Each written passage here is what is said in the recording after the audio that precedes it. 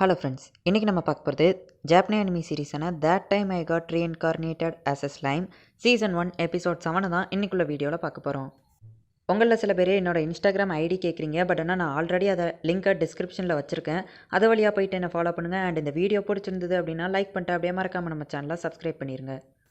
சரி, ஓகே, நம்ம வளவலன்னு பேசிகிட்டு இருக்காமல் இன்றைக்குள்ள கதைக்குள்ளே போக ஆரம்பிக்கலாம். இன்றைக்கி நம்ம பார்க்க போகிறது that time I got reincarnated as a slime season 1 episode 7.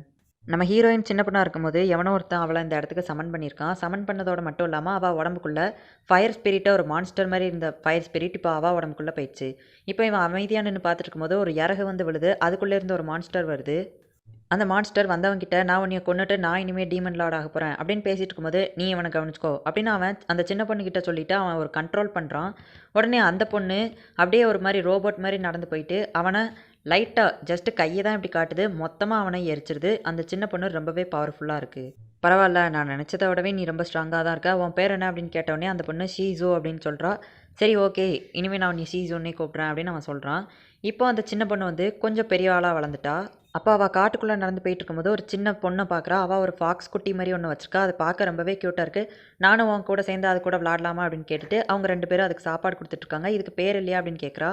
உடனே அந்த இன்னொரு சின்ன பொண்ணு மான்ஸ்டர்ஸ்க்கு தான் பேர் கிடையாதுல்ல அப்படின்னு சொன்னோடனே சரி நம்ம இதுக்கு பேர் வைப்போம் அப்படின்னு சொல்லிட்டு அவங்க யோசிக்காங்க. உடனே அந்த சின்ன பொண்ணு அதுக்கு பேர் சொன்னோடனே அது கொஞ்சம் பெருசாகிடுது. இது முன்னோட ரொம்ப பெருசாகிட்டு அப்படின்னு சொல்லிட்டு இதை கேசல்குள்ளே தூக்கிட்டு போக வேணாம் அப்படிங்கவும் நான் பார்த்துக்கிட்டேன் அப்படின்னு சொல்லிட்டு அந்த சின்ன பொண்ணு கூட்டிகிட்டு வரா. பட் ஆனால் அந்த ஃபாக்ஸை அந்த சின்ன பொண்ணால் கண்ட்ரோல் பண்ண முடியல. அது இவ கையில் இருந்துட்டு அந்த ஓனரை பார்த்து குலைச்சிக்கிட்டே இருக்குது. இதை பார்த்து அந்த ஓனர் நம்ம சீசோவை கண்ட்ரோல் பண்ணுறாரு. உடனே நம்ம சீசோ வந்துட்டு அவள் கண்ட்ரோலே இல்லாமல் இந்த சின்ன பொண்ணையும் ஃபாக்ஸையும் எரிச்சே கொன்றுதா. உடனே அந்த ஓனர் அங்கேருந்து போயிருதான். நம்ம சீசோ ரொம்பவே வருத்தப்படுதா. நான் உங்களை கொல்லலை, ஏன் கண்ட்ரோலில் இல்லை அப்படின்னு அவள் அழ ஆரம்பிக்கிறா. நான் உங்களை கொல்லலை, இது ஏன் தப்பு இல்லை அப்படின்னு சொல்லிட்டு அவள் ரொம்ப கதறதா. பார்த்தா கண்முழிக்கிறா. இது எல்லாமே அவள் சின்ன வயசில் நடந்தது இப்போ கனவாக வந்திருக்கு. நம்ம சீசோங்கிற பொண்ணு இன்னும் அந்த அட்வென்ச்சரஸ் கூட நம்ம ஸ்லைமோட வில்லேஜில் தான் இருக்கா. அப்போ திடீர்னு அவளுக்கு ஒரு மாதிரி ஆகுது. கண்ட்ரோல் மீறி போகிறா. கொஞ்ச நேரத்தில் நார்மல் ஆயிடுதா. இப்போ நம்ம சீசோ அவளோட மாஸ்க்கை போட்டுக்கிட்டு வில்லேஜ்லேருந்து ரொம்ப தூரம் தள்ளி நின்று வில்லேஜை பார்த்துட்டுருக்கா. அப்போ நம்ம ஸ்லைம் வந்துட்டு அவட்ட போயிட்டு கேட்க வில்லேஜ் பிடிச்சிருக்கா அப்படிங்கவும் பிடிச்சிருக்கு.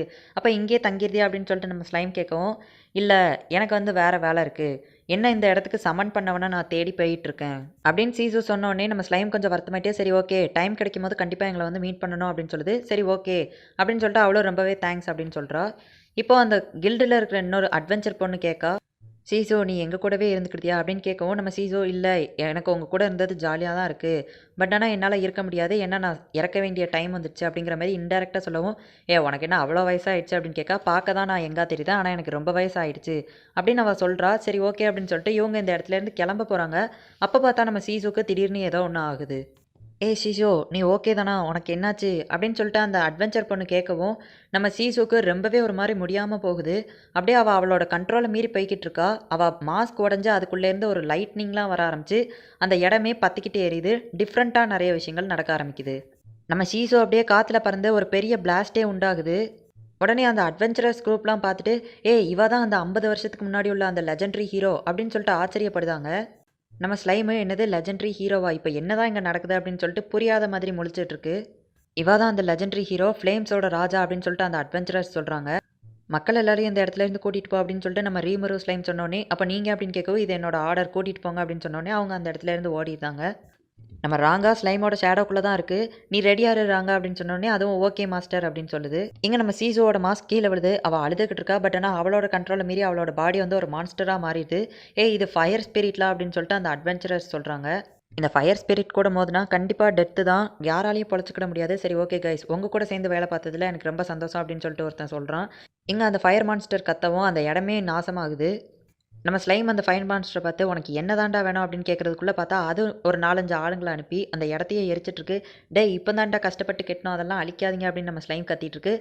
இந்த டீமோட லீடர் சண்டைக்கு ரெடியாகிறான். உடனே நம்ம ஸ்லைம் உங்களால் முடியுமா அப்படின்னு கேட்கவும் ஷீஜோ எங்களோட ஃப்ரெண்டு, எங்களில் ஒருத்தி, அவளை காப்பாற்றுறதுக்காக நாங்கள் எங்கள் உயிர் இருக்கிற வரைக்கும் போராடுவோம் அப்படின்னு அவங்க சொல்கிறாங்க. இப்போ இவங்க எல்லாருமே சண்டைக்கு ரெடி ஆகுறாங்க. அந்த மான்ஸ்டர் அட்டாக் பண்ணுது. நம்ம ரீமரும் வந்து வாட்டர் பிளேட் வச்சு அட்டாக் பண்ணுது. பட் ஆனால் அதுக்கு ஒன்றுமே ஆகலை. அந்த கில்டில் இருக்கிற பொண்ணு ஐஸ் மேஜிக் வச்சு அட்டாக் பண்ணிட்டு இருக்கா. அதுக்கு கொஞ்சம் அட்டாக் ஆகுது. நீங்கள் ஓகே தானே அப்படின்னு கேட்கவும் நாங்கள் ஒரு அட்வென்ச்சரஸ், இதுக்கெல்லாம் பயப்பட மாட்டோம் அப்படின்னு சொல்லிட்டு அந்த பொண்ணு சொல்லவும் அடி பாவி, ஒரு லீடராக நான் சொல்ல வேண்டிய டைலாக் எல்லாம் நீ சொல்லிட்டு இருக்கே அப்படின்னு சொல்லிட்டு கூட இருக்கிறவன் காமெடி பண்ணிட்டு இருக்கான். சரி ஓகே, இன்றைக்கி ஒரு கை பார்த்துருவோம் அப்படின்னு அவங்க ஃபைட் பண்ண ஆரம்பிக்கிறாங்க. இங்கே நம்ம ஸ்லைம் அந்த சாலமெண்டர்ஸ் அட்டாக் பண்ணுவோம். ராங்காவை அதோட ஷேடோலேருந்து வர வச்சு ராங்கா மேலே ஏறி போயிட்டுருக்கு நம்ம ஸ்லைம். ராங்கா நீ ஓடிக்கிட்டே இரு, அட்டாக் பண்ணுற விஷயங்கள நான் பார்த்துக்கிட்டேன் அப்படின்னு சொன்னோடனே அது சரி மாஸ்டர் அப்படின்னு சொல்லிட்டு ஓடிக்கிட்டே இருக்குது வேறு லெவலில். இது வாட்டர் பிளேட் ஒர்க் ஆகல. ஸோ என்னோட வாட்டர் பவர் மொத்தத்தையும் நான் ஒரே நேரத்தில் அதுங்க மேலே அடித்தா என்னாகும் அப்படின்னு சொல்லிட்டு ஸ்லைம் கேட்கவும், அது கண்டிப்பாக அந்த சாலமண்டர் அடிக்கும். பட் ஆனால் இந்த ஏரியாவையே மொத்தமாக அது டெஸ்ட்ராய் பண்ணிடும் அப்படிங்கவும், ஐயோ அவ்வளோ பெரிய ரிஸ்க்கெல்லாம் எடுக்க வேணாம் அப்படின்னு சொல்லிட்டு அவங்கள பார்க்கவும், அந்த பொண்ணு மேஜிக் வச்சு அட்டாக் ஆகவும் அந்த சாலமண்டர்ஸ் எல்லாமே தடுமாறுது. அவள் அட்டாக் மட்டும் எப்படி ஒர்க் ஆகுது அப்படின்னு கேட்டோடனே, ஸ்பிரிட்ஸ் வந்து மேஜிக்கு ஈஸியாக அழிஞ்சிரும் அப்படின்னு சொன்னோடனே அந்த பொண்ணுகிட்ட என்னைய பார்த்து அட்டாக் பண்ண அப்படின்னு சொல்லுதான். ஐயோ நான் ஃப்ரெண்ட்ஸ் எல்லாம் அட்டாக் பண்ண மாட்டேன் அப்படின்னு அந்த பொண்ணு சொன்னோடனே நம்ம ரீமோரு ஸ்லைம் நான் சொன்னது மட்டும் செய் அப்படின்னு சொல்லுது.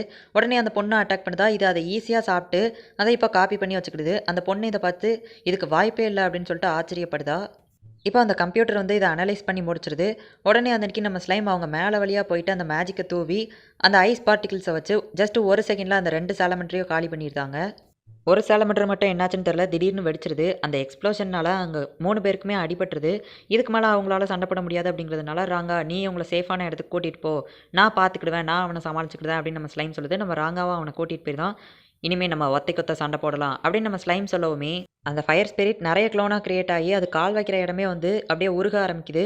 அது இதை அட்டாக் பண்ணலாம் அப்படின்னு பார்க்குறதுக்குள்ள நம்ம ஸ்லைம் வந்துட்டு ஐஸ் பார்ட்டிகிள்ஸ் மேஜிக்கை வச்சு எல்லாத்தையும் அட்டாக் பண்ணிடுது. இப்போ அந்த ஒரிஜினல் இதை ஒரு பெரிய சர்க்கிள்குள்ளே போட்டு கிட்டத்தட்ட ஹை டெம்பரேச்சரில் ஹீட்டை உருவாக்குது. இதை அந்த ஊர் மக்களும் பார்க்குறாங்க, நம்ம ராங்காவும் பார்க்குறான். நம்ம ஸ்லைம் வந்துட்டு கத்த ஆரம்பிக்குது. ஐயோ அவ்வளோதானா, நான் இந்த ஜென்மத்திலேயே சாக போகிறேன்னா, இவன் என்னைய ஜெல்லியாக மாற்றி சாப்பிட்ருவானா அப்படின்னு சொல்லிட்டு ரொம்ப பதறிக்கிட்டு சரி அவ்வளோதான் அப்படின்னு யோசிச்சுட்டு இருக்கும்போது பார்த்தா இதுக்கு எதுவுமே ஆகலை. ஒருவேளை இவன் நம்மளை கொஞ்சம் கொஞ்சமாக கொடுமைப்படுத்தி சாவடிப்பானோ அப்படின்னு அந்த ஸ்லைம் யோசிக்கவுமே அந்த கம்ப்யூட்டர் ஆன்சர் பண்ணுது. உங்களுக்கு ஹீட் ரெசிஸ்டன்ஸோ ஹீட் நாலிஃபிகேஷனும் இருக்குது, ஸோ உங்களுக்கு எதுவுமே ஆகாது ஃபயர்னால அப்படிங்கும்.